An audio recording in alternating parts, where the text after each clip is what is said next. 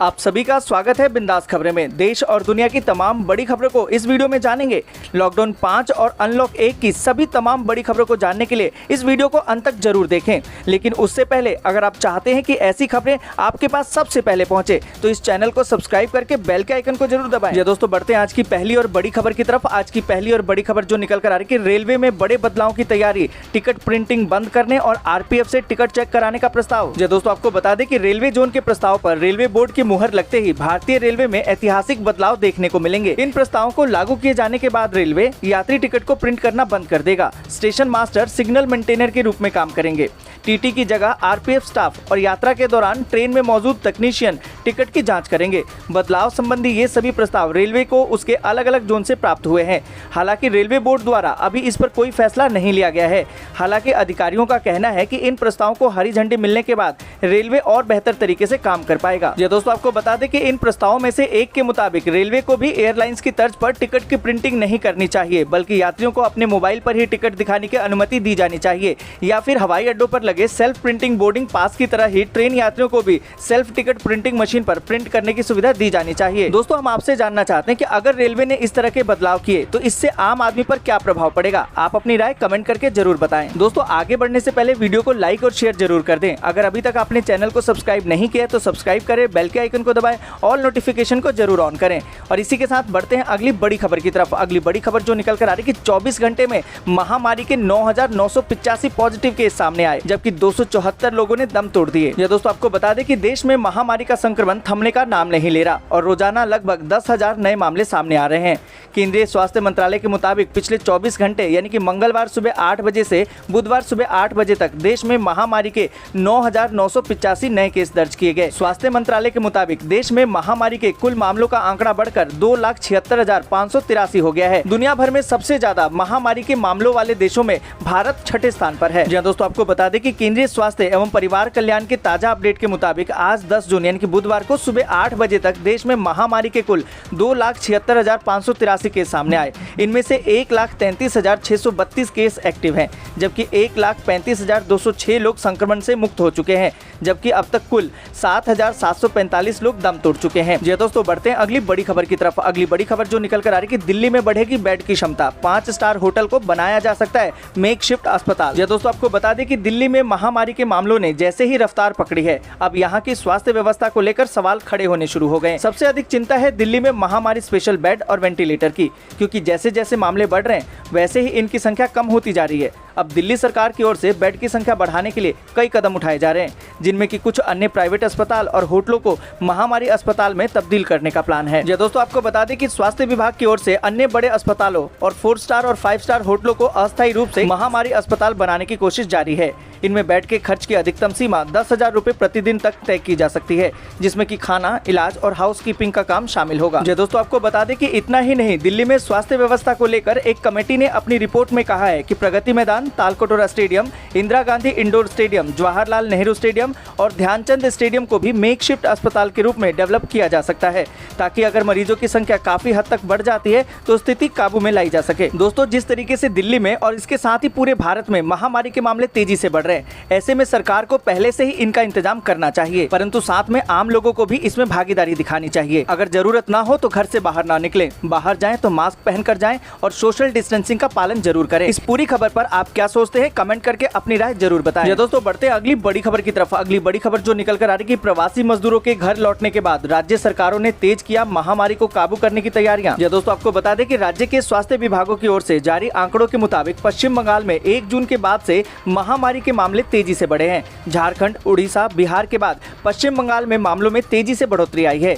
ये वो राज्य हैं जहां सबसे ज्यादा प्रवासी मजदूर आए हैं। लॉकडाउन की वजह से नौकरी जाने के बाद औद्योगिक राज्य जैसे तमिलनाडु, गुजरात, महाराष्ट्र, तेलंगाना और कर्नाटक से प्रवासी मजदूर आए। दोस्तों आपको बता दें कि केंद्र की ओर से चलाई जा रही श्रमिक ट्रेनों की मदद से प्रवासी मजदूर बिहार, उड़ीसा और झारखंड जैसे राज्यों में गए। ये प्रवासी मजदूरों का आंकड़ा 1 मई से जून के पहले हफ्ते तक का है। प्रवासी मजदूरों के आने की वजह से इन राज्यों में महामारी के मामलों में तेजी आई है। हालांकि इन राज्यों में महामारी के मामले महाराष्ट्र, गुजरात और तमिलनाडु तमिलनाडु से कम है। दोस्तों आपको बता दें कि प्रवासी मजदूरों की वजह से महामारी के मामलों में 72% तक बढ़ोतरी हुई है। बिहार के स्वास्थ्य मंत्री लोकेश कुमार सिंह ने बताया कि राज्य में 3 से 5 जून के बीच 1491 श्रमिक ट्रेनों की मदद से 20 लाख प्रवासी मजदूर आए। मध्य प्रदेश के स्वास्थ्य अधिकारियों ने कहा कि रिकवरी दर 65% होने के बावजूद भी रोजाना आ रहे महामारी के मामले कम नहीं हो रहे।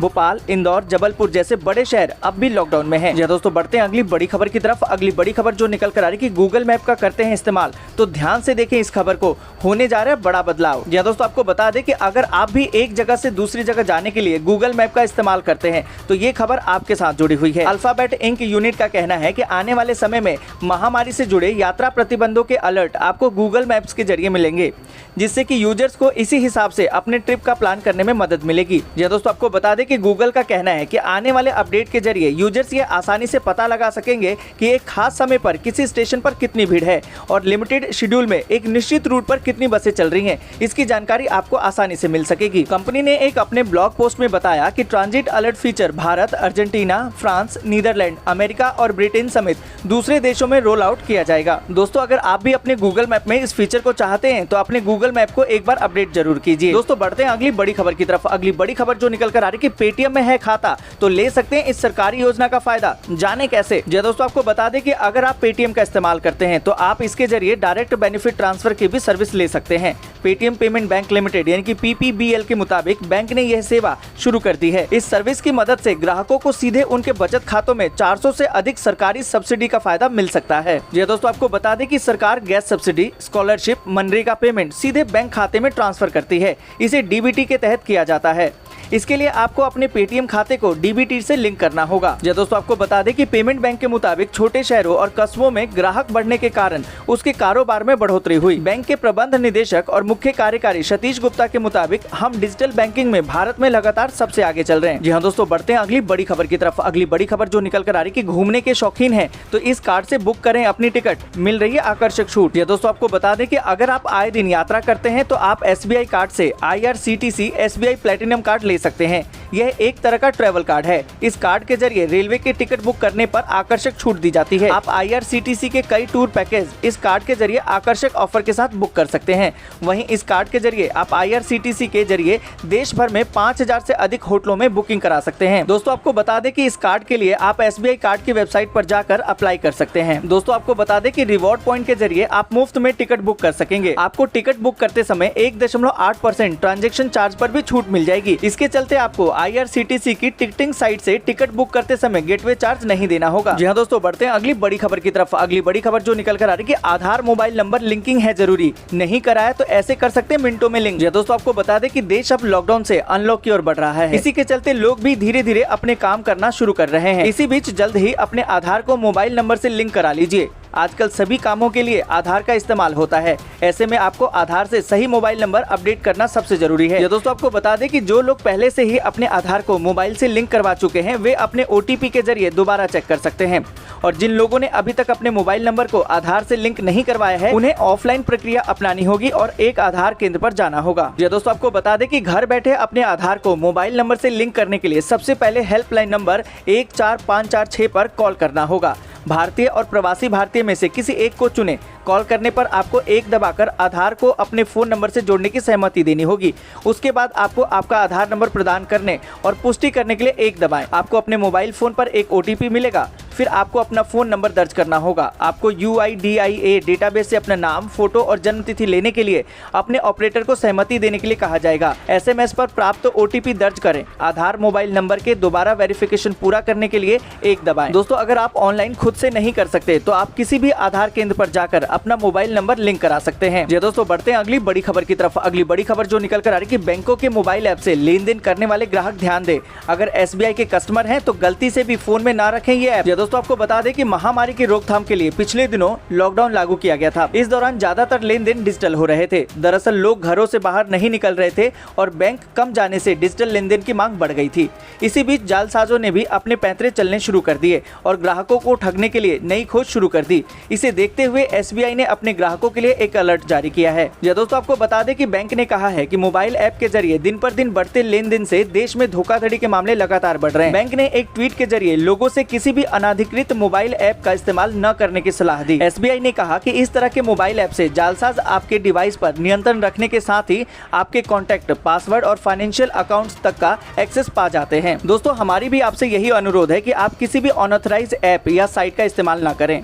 आप अपने डेबिट कार्ड और क्रेडिट कार्ड की कोई भी डिटेल्स किसी से भी शेयर ना करें। इस पूरी खबर पर आपकी क्या राय है, कमेंट करके जरूर बताएं। जी दोस्तों, बढ़ते हैं अगली बड़ी खबर की तरफ। अगली बड़ी खबर जो निकल कर आ रही है कि बहुत जरूरी होने पर ही करें हैंड सैनिटाइजर का इस्तेमाल, हो सकते हैं कई नुकसान। जी दोस्तों, आपको बता दें कि महामारी से बचाव की दिशा में साफ सफाई की एक अहम भूमिका है। साफ सफाई को लेकर आग्रह के चलते ही लोगों के बीच हैंड सैनिटाइजर का इस्तेमाल भी बहुत बढ़ गया है। हालांकि विशेषज्ञों का कहना है कि हैंड सैनिटाइजर का प्रयोग तभी किया जाना चाहिए जब साबुन या पानी उपलब्ध न हो। सैनिटाइजर का बहुत अधिक प्रयोग नुकसान पहुंचा सकता है। दोस्तों, आपको बता दें कि कई अध्ययन में ये पाया गया है कि हैंड सैनिटाइजर में अल्कोहल की मात्रा अधिक होने से यह वायरस को मारने में सक्षम है। हालांकि बाद में कई अध्ययन में ये पता चला है कि अत्यधिक प्रयोग के दुष्प्रभाव भी सामने आए हैं। पाया ये गया है कि सैनिटाइजर के ज्यादा प्रयोग से हाथों में रूखापन, खुजली और अन्य तरह की समस्याएं पैदा हो सकती हैं। या दोस्तों, आपको बता दें कि जब साबुन और पानी उपलब्ध नहीं हो तभी इसका प्रयोग करें। 2-3 मिलीलीटर सैनिटाइजर के प्रयोग से कोई नुकसान नहीं होता, लेकिन हर 20 मिनट में सैनिटाइजर का प्रयोग करते रहना भी सही नहीं है।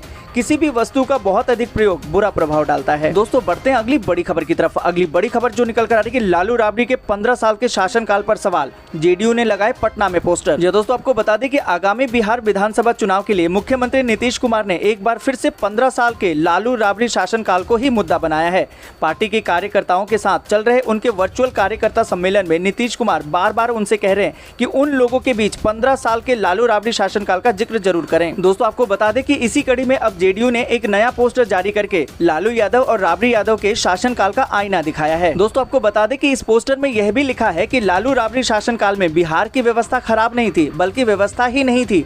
मुख्यमंत्री नीतीश कुमार के स्टैंड और JDU के रूप में एक बार फिर से साफ हो गया है। इस बार भी आगामी बिहार विधानसभा चुनाव में लालू राबड़ी का शासनकाल विपक्ष के खिलाफ सरकार का मुख्य मुद्दा रहेगा। दोस्तों, बढ़ते हैं अगली बड़ी खबर की तरफ। अगली बड़ी खबर जो निकल कर आ रही है कि दिल्ली में आज से सस्ती होगी शराब, नहीं लगेगा 70% महामारी टैक्स, आदेश हुआ जारी। दोस्तों, आपको बता दें कि दिल्ली में बुधवार यानी कि 10 जून यानी कि आज से शराब सस्ती हो जाएगी। दिल्ली सरकार ने 70% महामारी सेस वापस ले लिया है, परंतु दिल्ली सरकार ने शराब पर 5% वैट बढ़ा दिया है। शराब के दाम पर अब 25% वैट लगेगा। अब तक 20% वैट शराब पर लागू होता था। सरकार ने इससे संबंधित आदेश भी जारी कर दिया है। दोस्तों, आपको बता दें कि दिल्ली में बढ़ते महामारी संक्रमण के बीच शराब की दुकानों को खोलने का फैसला लिया गया था। इस दौरान शराब की दुकानों पर हजारों की भीड़ उमड़ती देखी गई थी। इसे रोकने के लिए सरकार ने शराब के दामों में 70% बढ़ोतरी करने का निर्णय लिया था। दोस्तों, बढ़ते हैं अगली बड़ी खबर की तरफ। अगली बड़ी खबर जो निकल कर आ रही है कि तृणमूल कांग्रेस ने कहा कि अमित शाह के भाषण में कुछ भी ठोस नहीं, महामारी में भी वोटों की भूखी है भाजपा। दोस्तों, आपको बता दें कि पश्चिम बंगाल के लिए भाजपा की वर्चुअल रैली में केंद्रीय गृह मंत्री अमित शाह के भाषण में कुछ भी ठोस नहीं होने की बात करते हुए तृणमूल कांग्रेस ने मंगलवार को कहा कि ऐसे समय में जब राज्य में महामारी और चक्रवाती तूफान अम्फान की दोहरी मार से जूझ रहा है, तब भी भाजपा वोटों की भूखी है। दोस्तों, आपको बता दें कि शाह ने मंगलवार को वर्चुअल रैली को संबोधित करते हुए प्रवासी श्रमिकों के खिलाफ कथित रूप से उदासीनता बरतने को लेकर तृणमूल कांग्रेस नीति पश्चिम बंगाल सरकार की आलोचना की थी। दोस्तों, बढ़ते हैं अगली बड़ी खबर की तरफ। अगली बड़ी खबर जो निकल कर आ रही है कि कांग्रेस का राजनाथ पर पलटवार, अधिक जोकरों वाले सर्कस को कहते हैं केंद्र सरकार। दोस्तों, आपको बता दें कि महाराष्ट्र में सत्तारूढ़ राष्ट्रवादी कांग्रेस पार्टी यानी कि NCP और कांग्रेस ने रक्षा मंत्री राजनाथ सिंह द्वारा शिवसेना नीति सरकार के महामारी से निपटने के तरीके की आलोचना करते हुए इसे सर्कस करार दिए जाने पर पलटवार किया। राकंपा के वरिष्ठ नेता और प्रदेश में अल्पसंख्यक मामलों के मंत्री नवाब मलिक ने कहा कि भारतीय आयुर्विज्ञान अनुसंधान परिषद यानी कि ICMR ने महामारी से निपटने में मुंबई मॉडल की प्रशंसा की है। दोस्तों, आपको बता दें कि मुंबई कांग्रेस के नेता चरण सिंह सापरा ने कहा कि लोग जो सर्कस देख रहे हैं उसे केंद्र सरकार कहते हैं। दोस्तों, आज के लिए बस इतना ही। वीडियो को लाइक और शेयर जरूर कर दें। अगर अभी तक आपने चैनल को सब्सक्राइब नहीं किया है तो सब्सक्राइब करें, बेल के आइकन को दबाएं और नोटिफिकेशन को जरूर ऑन करें।